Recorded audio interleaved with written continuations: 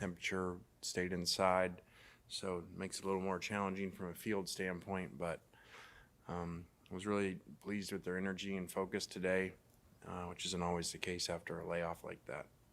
So we been playing a lot of guys, a lot of different positions, and just have challenged guys that everybody's zero, just like our team 0-0. They're all got no stats, so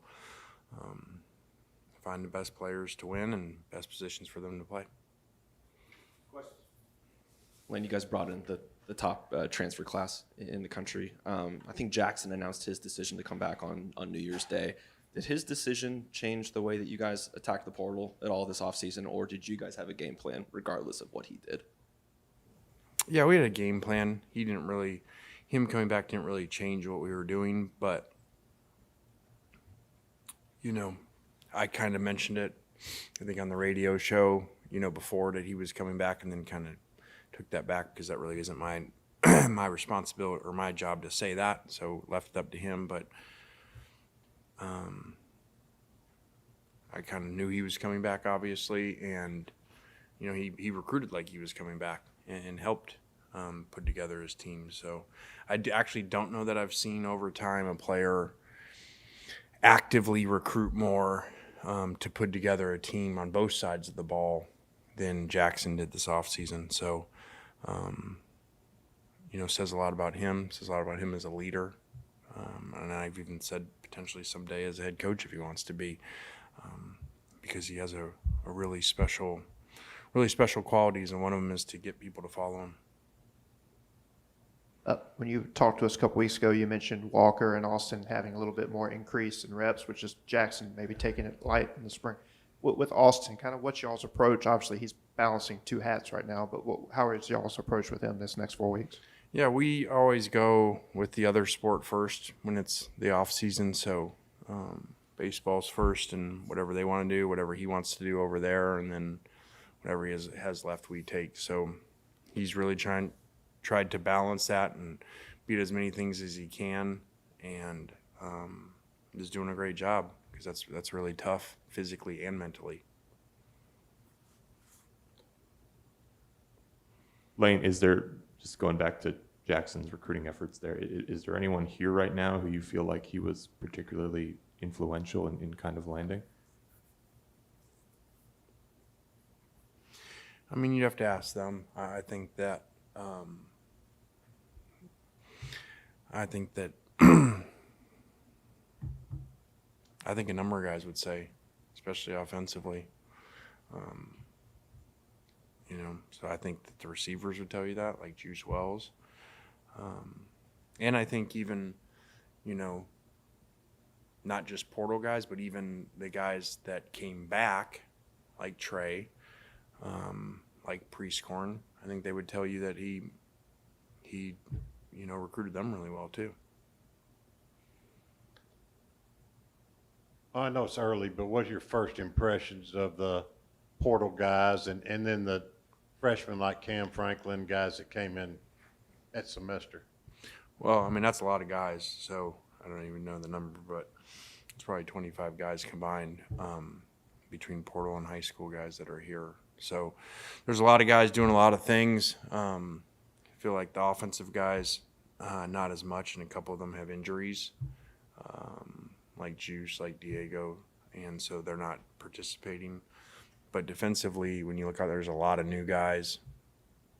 Kind of we were talking this morning, and somebody was talking about, well, this player playing this, and I reminded them, hey, guys, like, I don't care who plays, where they're from, what year, the things you guys have heard before. We're going to play the best players, because, I feel really good when we win and feel really bad when we lose. So I'm never going to play somebody because they were recruited here or this many years or from whatever state, any of that. So I say that with these guys because I think they know that, and I think that that's part of why they come here. But also in that I said too, reminding them like how much despise losing and that feeling of Georgia, and try to teach our players like things happen for a reason. There's always good and the bad.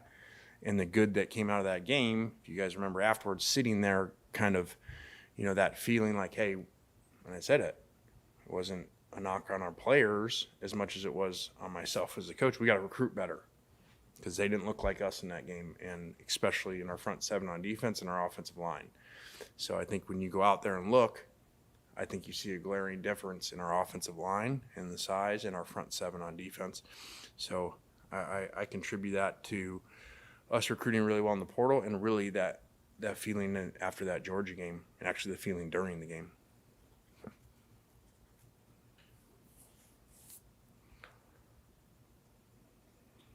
Lane, what's Logan Diggs' injury situation, and do you anticipate him contributing this season? What's his outlook?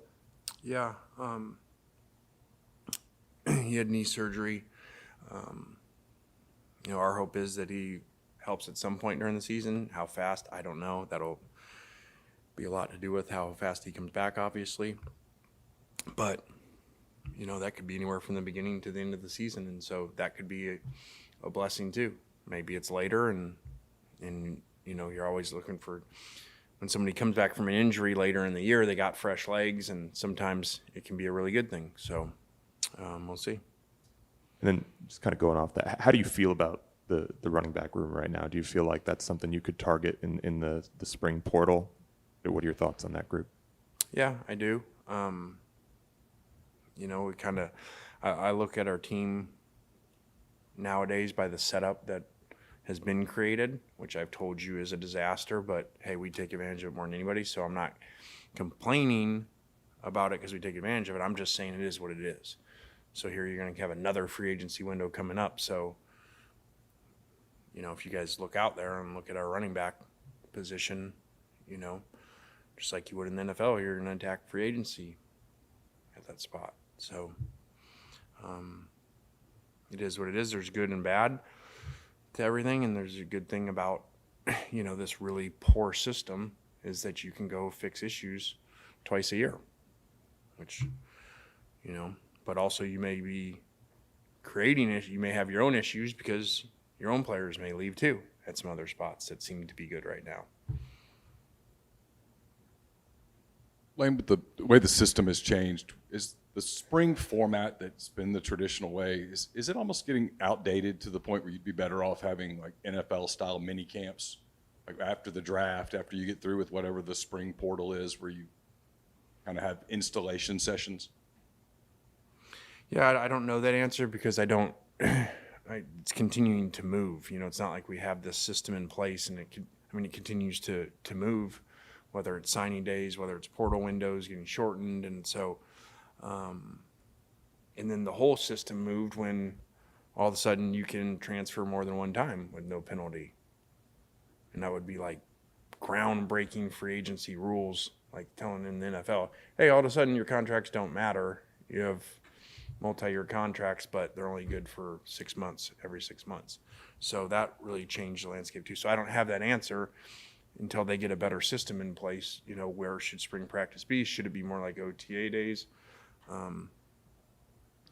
Because there's also issues about when you practice and who plays where and who goes first and all these things you didn't have to worry about before, because you got your own players that you got to worry about going in the portal window because they didn't get as many reps as the other guy or as many balls on Saturday.